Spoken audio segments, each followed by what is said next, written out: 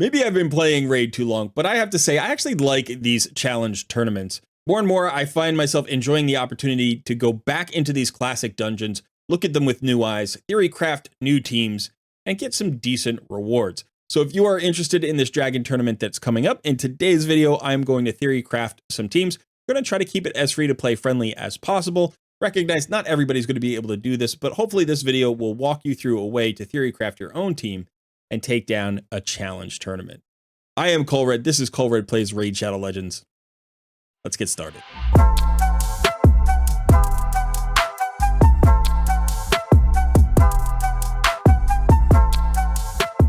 While you're here, if you could please smash that like button, subscribe to the channel if you haven't already, and consider joining our Discord community.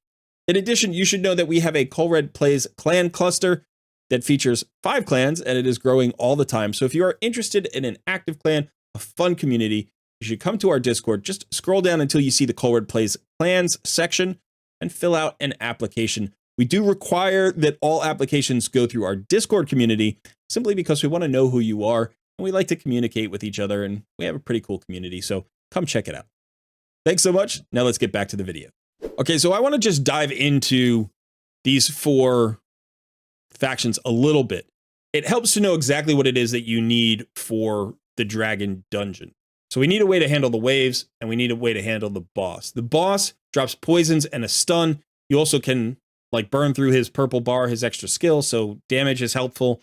The waves can be a little bit problematic, so you can crowd control them, tank them up, or nuke them out. We know that those are the 3 ways that we can handle wave content, but I'm going to try to stick to a relatively free-to-play friendly roster here. So I'm not going to talk about legendaries unless they're free-to-play legends. So if that's the case, they can help us. But so we're probably not going to use the nuke out option, so we're going to use a mix of crowd control and tankiness. So let's start with the Banner Lords. Now, if you have any free legendaries, right, those are always things that we can talk about. So if you have Rhonda or Rathalos or Adeline, you can consider using them in your team if they're built. Basically, for Rhonda and Rathalos, you'd want them at 6 stars, level 60. Sometimes for supports, you can get away with a level 50. We're going to be doing stage 20. You don't have to do stage 20. We'll talk about that a little bit more in just a moment. As far as the epics are concerned, I think the MVP here is probably Stagnite. Gives you that AoE decreased defense and decrease attack. Ursula is an absolutely awesome reviver who also brings a decrease attack and an increased attack for your team. So those are 2 great champions. There are some other champions here that I think are highly useful. One I want to mention is Gizcard. Gizcard has an AoE provoke, so that's going to help you crowd control those waves. Plus, he's got an increased defense and an increased attack, so he's going to make you more survivable and hit harder. So this is actually a very good epic for this particular type of challenge tournament. Again, anybody who's built to 60, you might want to consider, but I think I'm just going to call out a few champions. So if I don't call out your favorite epic or rare or something, don't, you can leave it in the comments. Go ahead and leave it in the comments, but I'm not going to cover everybody here.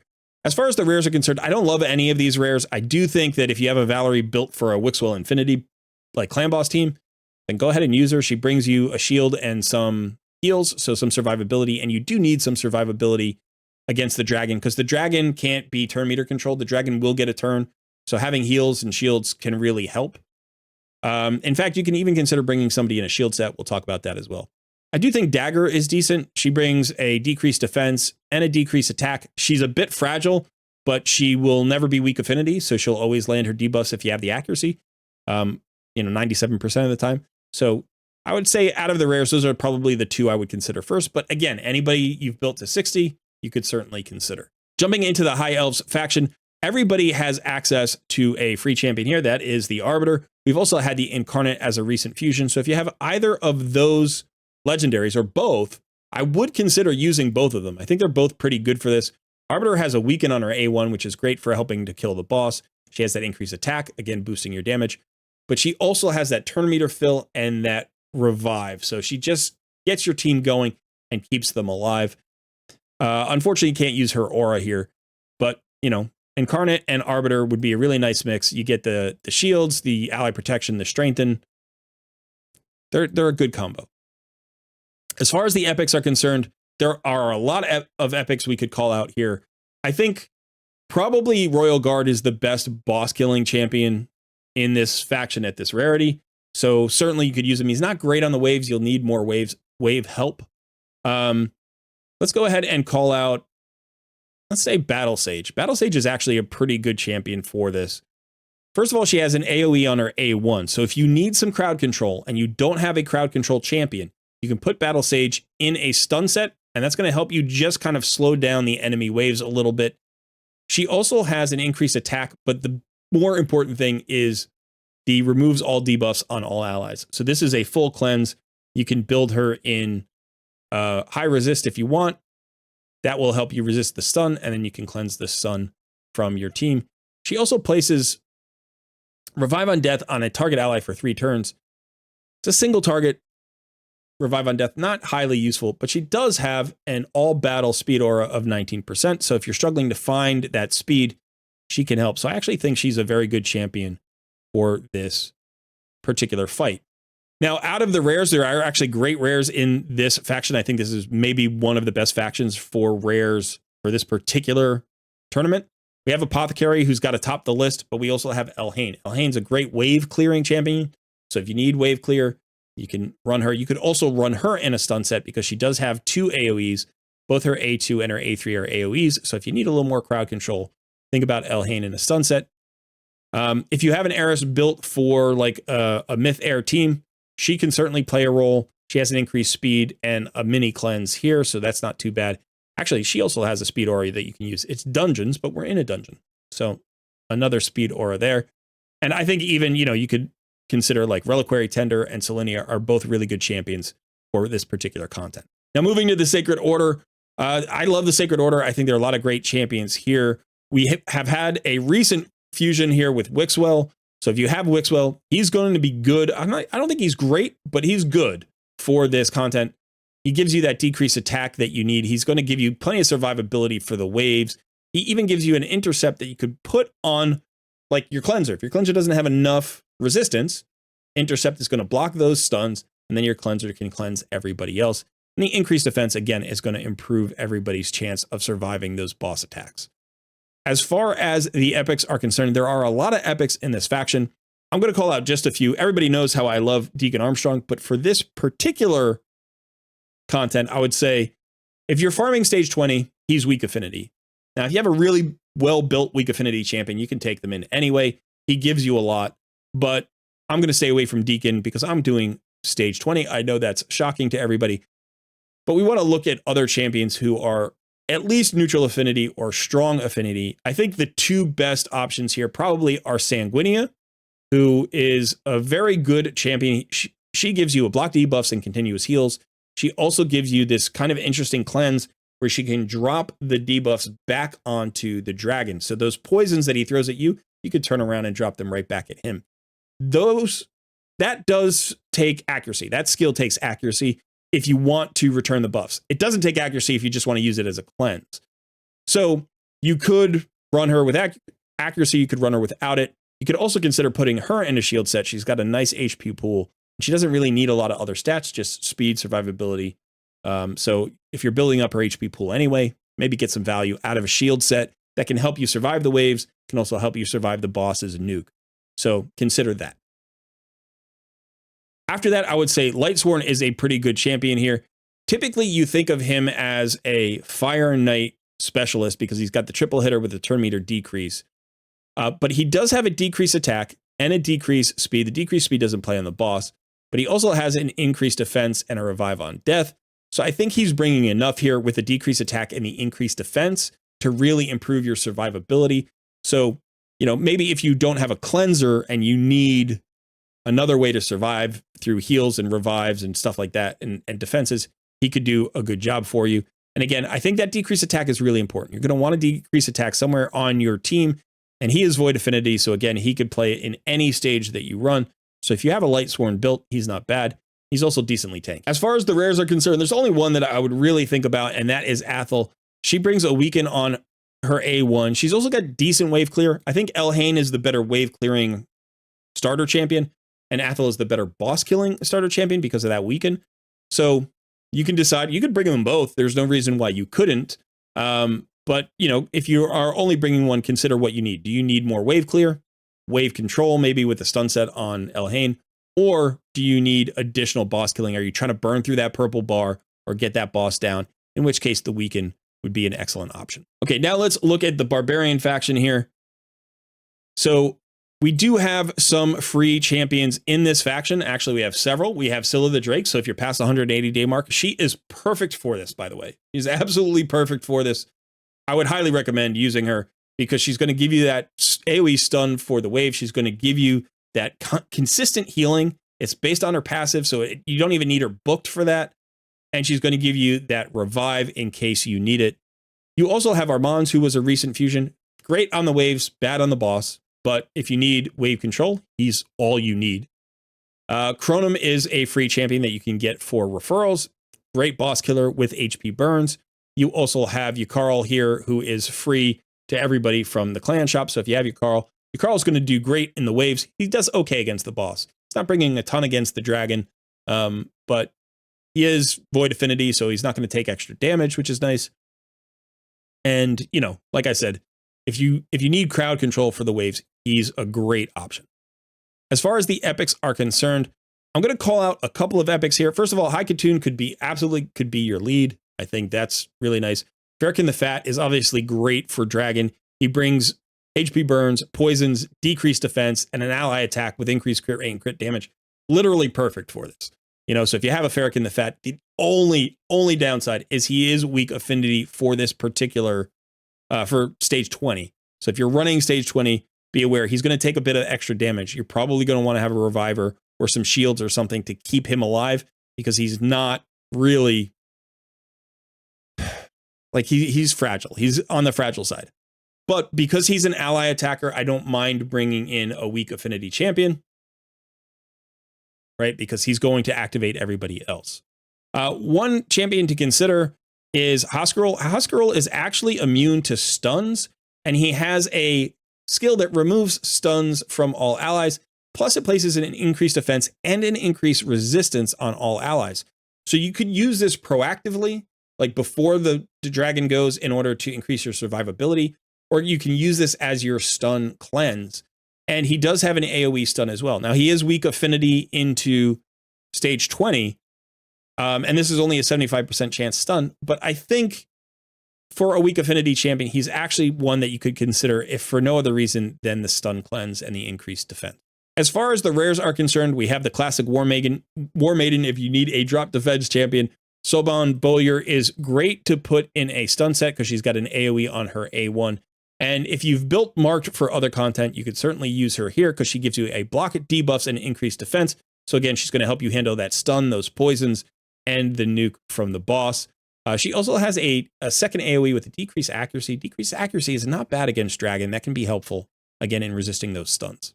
Okay, so now let's take a look at the actual stage 20. I'm going to show you how I build a team for these. So you could use the team setup, but I don't like to use the team setup. Part of the reason I don't like to use the team setup is because the filter isn't as good, but the filter out here is actually better. So I'm going to jump into the filter, and the first thing that I'm going to do, I'm just going to select the 4 factions. And then what I'm going to do is I'm going to select 5 and 6-star champions that include all of my vaults. And then I'm also going to, the first thing I'm going to do is I'm going to actually look for my Scylla the Drakes, because I'm going to use her. Now, I have 2 copies of Scylla the Drakes. I do have a 50. So I'm going to use my 50 and not my 60. My 60 is very well built, and I'm trying to, again, keep this a little bit more free to play friendly. You don't need Scylla the Drakes. We could certainly build a team without Scylla the Drakes. But like I said, she is perfect for this. And I'll show you the build on Scylla eventually. But, you know, I'm going to use a level 50 Scylla the Drakes. And then I'm going to go back to the filter, and I'm going to turn off Legendary. So we're just going to do epics, rares, and uncommons. So the rest of the champions will all be more free to play friendly, although Scylla is really super free to play friendly. But if you're not at the 6-month mark yet, you don't have her. I don't know. I love using Scylla. Okay, so we talked about Deacon. My Deacon is in really good shape, but I'm actually not going to use Deacon for this because he is weak affinity, and because he's just OP. Even as weak affinity, he's +3. He's got, he's geared to the 9s. So I'm going to use some champions maybe that I don't use quite as frequently. So instead of Deacon as my drop defense champion, I'm going to bring in Tyrell as a drop defense champion. Now, Tyrell is actually great in this role because he does several things. One, he has a backup decrease attack. Two, he is neutral affinity, so I don't have to worry about weak hits or taking extra damage. Three, he gives me an ally defense in all battles aura of 25%, and that synergizes really well with Scylla the Drakes, who is a defense-based champion and who is a reviver and healer. And so I'm going tanky. That's kind of what I'm doing. He also has a stun, by the way, which is kind of nice. It can be a 2-turn stun, which is awesome. So now I need boss killing and I need wave killing. I don't have a ton of wave killing, but I'm going to bring in Neldor. Neldor is strong affinity, so that's going to help. And he has an AoE slow, so that's going to help crowd control the waves a little bit more. He's got a freeze on his A1, so that's going to help crowd control the waves a little bit more. So he's going to bring a lot to this. He also has, I think, a decrease attack and a decrease accuracy for the boss. So that's the second decrease attack. So that should give me 2 opportunities to have decrease attack on the boss. That decrease accuracy could play. I don't know if it will. It might. And so I think I'm in pretty good shape with these 3 champions. I don't know that I need a whole lot else, but a little bit of speed would help. I wouldn't mind increasing the speed, and I'm not going to bring in High Katoon, but I'm going to bring in Apothecary just to bring in a rare here. He's going to give me a little bit of additional healing. He's going to give me that increased speed. My Apothecary's built decently fast. I think he's like, I don't know, we'll have to check his speed. I think he's in like the 260 to 280 range, somewhere in there, I think. And then as a final champion, we could bring in a lot of different champions here. Let's bring in somebody maybe that I don't use a ton. Or you know what? Let's just go with the starter champion. Let's go ahead and bring in Athel. We'll bring her in for a little bit more wave clear, and then she'll have that weaken on the boss, and that will help. She's not built super well, actually. She's kind of in a weird build, so she's not going to hit super hard, but she will land that decrease. I'm sorry, that weaken, which will allow us to do more damage. So we'll have on the boss, we should have a decreased defense and a weaken and a decrease attack and a decrease accuracy. I think that's it. And that'll be pretty good. So we're not bringing poisons here, but if you have a poisoner, you can certainly bring in a poisoner or an HP burner. Again, like Farrakhan the Fat, that would be pretty good, even though he is weak affinity. Okay, so I think this is good enough. And rather than throw it into the AI, I'm just going to go ahead and let it run, and we'll see how this team does. Again, you want to build your team with a concept. Mine is crowd control and tankiness. You could go differently. Like, there are other ways to fight through this. I do think we're bringing enough damage here. We don't have an increased attack on the team. Athel brings her own increased attack. It's the lesser increased attack, but so that's a little bit of extra damage. But we do have that decreased defense AoE, so that's going to help us burn through the waves a little bit faster.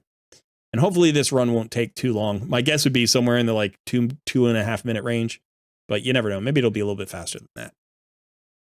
You can see the freeze is coming out from Neldor. The stun's landing on the exact same champions coming out from Scylla the Drakes.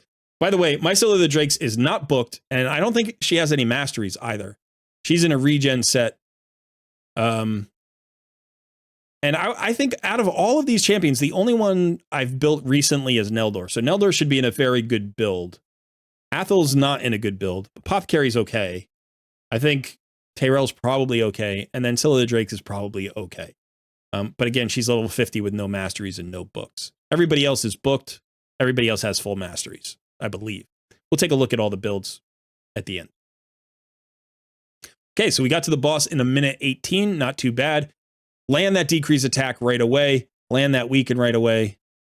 And we should be good. With the decrease attack up there and Scylla the Drakes, we're probably fine.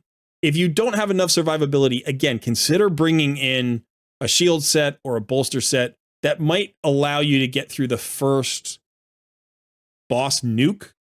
But remember, if you're going fast like I am, I'm taking more than 3 turns before the boss goes. So that means I'm going to burn through my shield buff anyway. I'm not going to get any value out of it. So you only want to run a shield set if you are going to get value out of it, right? If you're going to actually take a hit from the boss while the shield buff is still up. So do consider that. You can see we're plenty tanky here. Scylla's keeping us nice and healed. We've got that defensive aura from Tyrell, which is just keeping everybody more survivable. Neldor's doing a decent amount of damage. Scylla the Drakes. Athel's doing a decent amount of damage. We're going to burn through this bar. We might burn through this bar.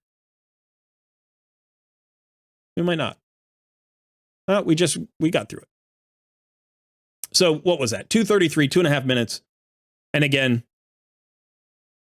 pretty good team, right? Not like the optimal team, not the team I would build if I were using my whole roster, but it considers a little bit of everything, right? And it gives us what we need.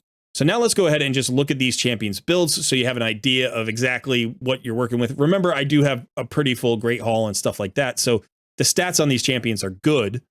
But again, none of these champions are built like incredibly well. So let's go ahead and take a look. So let's start with my Scylla of the Drakes. This is my backup Scylla of the Drakes. You can see she is in Regen and Immortal. Pretty good. Only 41k HP. So not an overwhelming HP pool there. Less than 3k defense. She's under 200 speed. She doesn't have a ton of resistance or accuracy. So I think this is a really manageable mid-game build. Absolutely. And probably if you have Scylla of the Drakes, you've gotten her to 60. So if you have her to 60, your stats are going to be better than this. But, you know, in Regen and Immortal, very survivable with a decent HP pool of, you know, 41 or 42,000. But 184 speed. Again, you know, this is a build most mid-game players should be able to reproduce. If you don't have Regen and Immortal, there are plenty of other sets that you could use. You could use a Stalwart set. You could use Resilience. You could use a mix of Perception if you wanted. If you have Defiant gear, you could throw that in there. You could certainly use any defensive-based set for her. Okay, now let's take a look at my Tyrell. You can see he does have a lot of accuracy, 378 accuracy. I don't know why I must use him for something somewhere that needs that accuracy. Decent speed, right, at 222. Pretty good defense. He does have good defense at 4.8k. His HP pool, again, not overwhelming. A little bit more advanced than my Scylla of the Drakes build, but again, you saw how good that team was in terms of survivability. You do not need these stats. I would say anything over 3k defense is probably enough. I would shoot for a decent speed on Tyrell because he is your debuffer, right? He is dropping that decreased defense. So if you're using that, then you want him to go before the waves. You want him to cycle around to that skill pretty quickly. So I would say you want him over 200 speed, but you don't have to go crazy. So like 205, probably anything over 205 would be good. So like 206 to 220, whatever. And you're probably good on Tyrell. Okay, here is my Athel. As you can see, she is in Perception with some crit damage. She does have a 100% crit rate.